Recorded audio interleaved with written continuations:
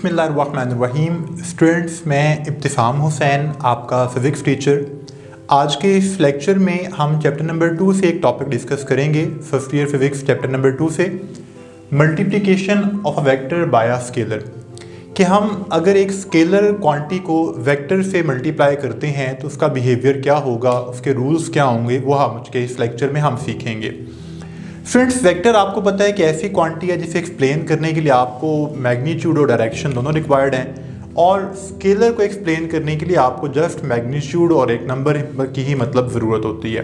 Okay, तो student, अगर आप एक वेक्टर को स्केलर से मल्टीप्लाई करते हैं तो स्केलर एक नंबर है, तो नंबर को मैंने आपके सामने 2 कैटेगरीज में डिवाइड किया है। नंबर आपके पास कोई भी पॉजिटिव भी हो सकता है और नंबर आपका नेगेटिव भी हो सकता है। नंबर 0 हो सकता है, उस 0 को भी हम आगे चल के बाद में डिस्कस करेंगे। Okay student, first of all अगर आप पॉजिटिव की बात करते हैं, मैं अगर एक वेक्टर को पॉजिटिव से मल्टीप्लाई करूं तो आप देख सकते हैं मैंने इसे आगे फर्दर 2 टाइप्स में डिवाइड किया है कि अगर आपका जो नंबर है वो इक्वल टू 1 हो तो फिर क्या होगा, या आपका नंबर ग्रेटर देन 1 हो तो फिर क्या होगा। तो रूल ज़रा देखिएगा, यहाँ पर बड़ी सिंपल सी चीज़ है। मसलन मेरे पास यहाँ पर एक वेक्टर है, ये वेक्टर ए है और मैं इसे 1 से मल्टीप्लाई कर देता हूँ। ओके, तो स्टूडेंट अगर आप इसे 1 से मल्टीप्लाई करते हैं तो आपको पता है कि 1 मल्टीप्लिकेटिव आइडेंटिटी होती है। 1 से आप किसी भी वैल्यू को मल्टीप्लाई करें तो उस वैल्यू की मैग्नीट्यूड के ऊपर कोई भी इफेक्ट नहीं होता। सो अगर आप 1 से मल्टीप्लाई करेंगे तो इस वेक्टर की मैग्नीट्यूड भी सेम रहेगी और इस वेक्टर की डायरेक्शन भी सेम रहेगी। लेकिन अगर आप मल्टीप्लाई करते हैं n ग्रेटर देन 1 से, 1 से अगर आपका नंबर ग्रेटर है, मसलन 2 है, मसलन 3 है, मसलन 4 है, तो ये मेरे पास a था, तो स्टूडेंट 1a भी यही रहेगा। लेकिन अगर मैं इसे 2 से मल्टीप्लाई करूंगा तो यहाँ पर फिर अब जो वेक्टर की मैग्नीट्यूड होगी, मैग्नीट्यूड आपके पास n टाइम्स इंक्रीज हो जाएगी। मैग्नीट्यूड वेक्टर की n टाइम्स इंक्रीज हो जाएगी, लेकिन उस वेक्टर की जो डायरेक्शन है वो आपके पास सेम रहेगी। वेक्टर की डायरेक्शन सेम रहेगी, मैग्नीट्यूड आपके पास n टाइम्स हो जाएगी।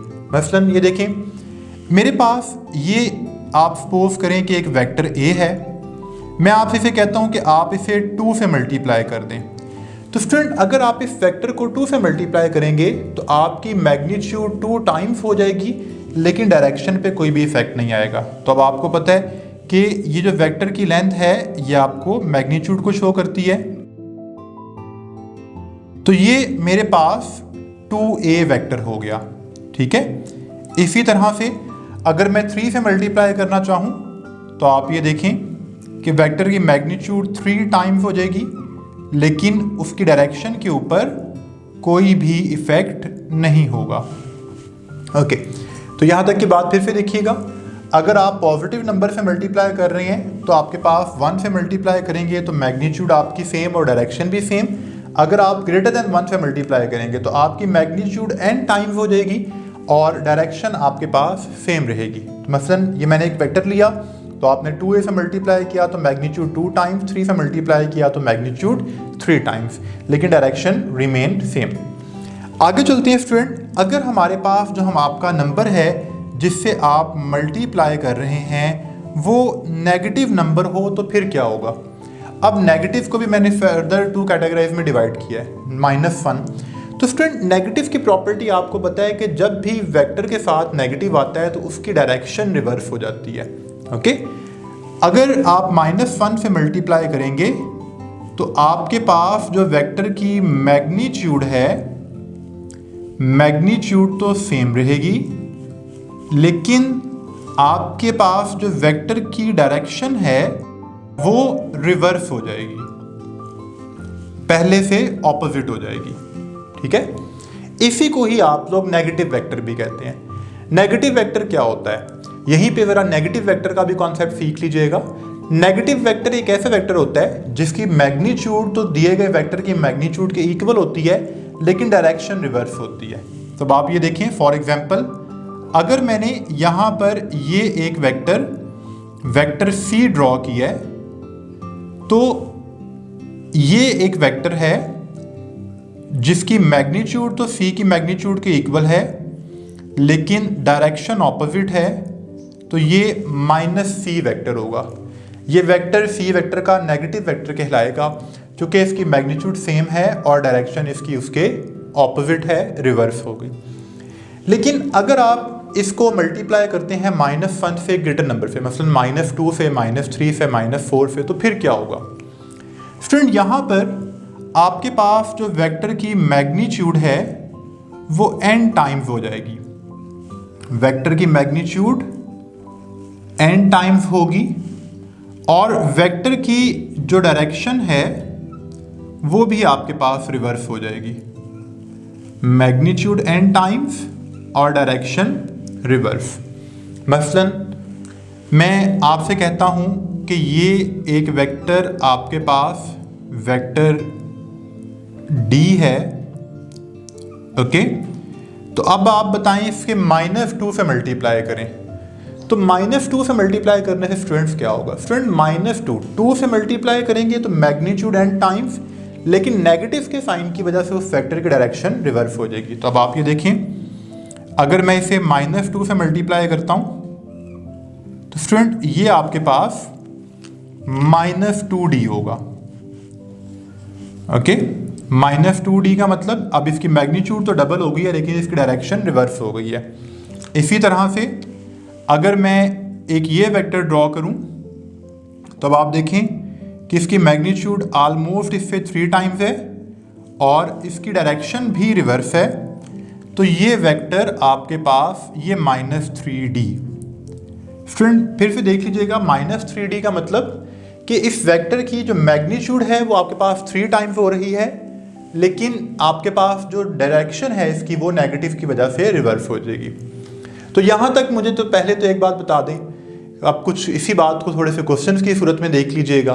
मसलन बताएं किस नंबर से मल्टीप्लाई करें कि वेक्टर की मैग्नीट्यूड भी चेंज ना हो और डायरेक्शन भी चेंज ना हो। जी स्टूडेंट, तो हम किस नंबर से मल्टीप्लाई करें? +1 से, बिल्कुल ठीक है। और किस नंबर से मल्टीप्लाई करें कि मैग्नीट्यूड तो सेम रहे लेकिन डायरेक्शन रिवर्स हो जाए? मैग्नीट्यूड तो सेम रहे लेकिन डायरेक्शन रिवर्स हो जाए। तो स्टूडेंट देखें, मैग्नीट्यूड सेम और डायरेक्शन रिवर्स, तो -1 से। किससे मल्टीप्लाई करें कि मैग्नीट्यूड भी इंक्रीज हो और डायरेक्शन भी रिवर्स हो जाए? तो स्टूडेंट आपके पास -2d, -3d, -4, -5, -6 जितने भी टाइम आप मल्टीप्लाई करेंगे तो मैग्नीट्यूड n टाइम्स हो जाएगी और डायरेक्शन रिवर्स। और अगर आप पॉजिटिव नंबर से मल्टीप्लाई करते हैं तो फिर मैग्नीट्यूड तो इंक्रीज होगी लेकिन डायरेक्शन उसकी चेंज नहीं होगी।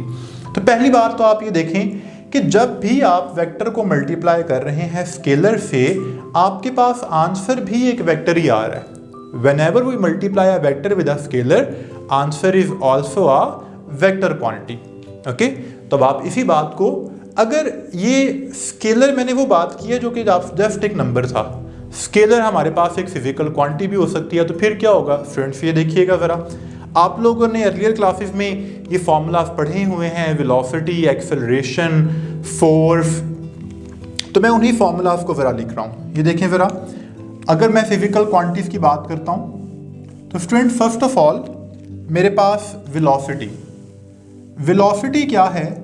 The rate of change of displacement, आपको पता ये होती है, okay. Time multiplied by the delta D आप कह सकते हैं, the rate of change of displacement. तो मैंने ऊपर वेक्टर का साइन लगा दिया। स्टूडेंट इसी तरह से एक्सेलरेशन क्या होता है? एक्सेलरेशन भी आपके पास ये होता है 1/टाइम into change in velocity. The rate of change of velocity is called acceleration. इसी तरह से अगर मैं सेकंड लॉ ऑफ मोशन लिखूं तो F is equal to ma, okay, F is equal to ma। अगर मैं मोमेंटम का फॉर्मूला लिखूं तो मोमेंटम आपको पता है कि product of mass and velocity, आप लोग अर्लियर क्लासेस में ऑलरेडी पढ़ चुके हुए हैं, ठीक है। तो ये देखें, मैंने आपके सामने इस वक्त 4 एग्जाम्पल्स लिखी हैं, वेलोसिटी, एक्सेलरेशन, फोर्स और मोमेंटम। अब आप इन सब में ज़रा रूल देख लें, आपका रूल फॉलो हो रहा है। ये जो सारी की सारी क्वांटिटीज़ हैं, ये सब क्वांटिटीज़ आप देखिए ये टाइम है और मैथ है। तो स्टूडेंट टाइम भी आपको पता है एक स्केलर क्वांटिटी है और मैथ भी आपको पता है कि एक स्केलर क्वांटिटी है। तो ये मेरे पास सब के सब ये स्केलर क्वांटिटीज हैं, ठीक है। लेकिन अगर आप उसके साथ देखें तो displacement, velocity, acceleration, again velocity, तो ये जो सब की सब आपके पास क्वांटिटीज हैं, ओके, ये सारी की सारी क्वांटिटीज आपके पास वेक्टर हैं। तो आप देखें बेसिकली स्केलर मल्टीप्लाई हो रहा है एक वेक्टर से, ठीक है। और अब आप देखें कि ये सब की सब quantities, velocity, acceleration, force, momentum, ये भी आपके पास वेक्टर क्वांटिटीज हैं।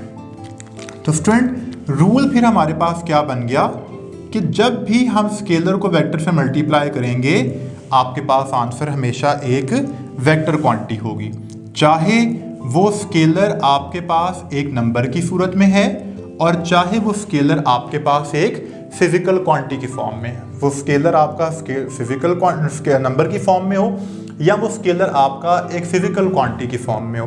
तो रूल भी यहाँ से याद रख लीजिएगा, scalar multiply by the vector always a vector. Friend एक लास्ट नंबर जो कि हमारे पास रह गया, हमने पॉजिटिव को भी डिस्कस कर लिया, हमने नेगेटिव को भी डिस्कस कर लिया, सीख लिया कि मैग्नीट्यूड कब चेंज होगी और डायरेक्शन कब चेंज होगी, फिजिकल क्वांटिटीज की सूरत में भी बात हो गई। एक लास्ट नंबर जो कि पॉजिटिव और नेगेटिव दोनों के मिड में आता है, जीरो। जी स्टूडेंट अगर आप वेक्टर को जीरो से मल्टीप्लाई करें तो फिर क्या होगा? अगर आप एक वेक्टर को जीरो से मल्टीप्लाई करते हैं, ठीक है, तो स्टूडेंट जीरो तो आपको पता है कि किसी भी क्वांटिटी से या किसी भी नंबर से जब भी मल्टीप्लाई होगा तो उसे भी क्या कर देगा? जीरो कर देगा। तो अगर आप जीरो को एक वेक्टर से मल्टीप्लाई करेंगे तो उसकी मैग्नीट्यूड भी क्या हो जाएगी? जीरो, और उसके पास फिर कोई डायरेक्शन आपको पता है, हम उसे आर्बिट्रेरी डायरेक्शन कहते हैं, ठीक है। तो यहाँ पर जब आप जीरो से मल्टीप्लाई करेंगे तो उसकी मैग्नीट्यूड जीरो होगी, डायरेक्शन उसकी कोई भी फिक्स नहीं होगी, तो यहाँ पर फिर आपको नल वेक्टर मिलेगा। जब भी आप वेक्टर को जीरो से मल्टीप्लाई करेंगे तो आपको क्या मिलेगा? Null vector.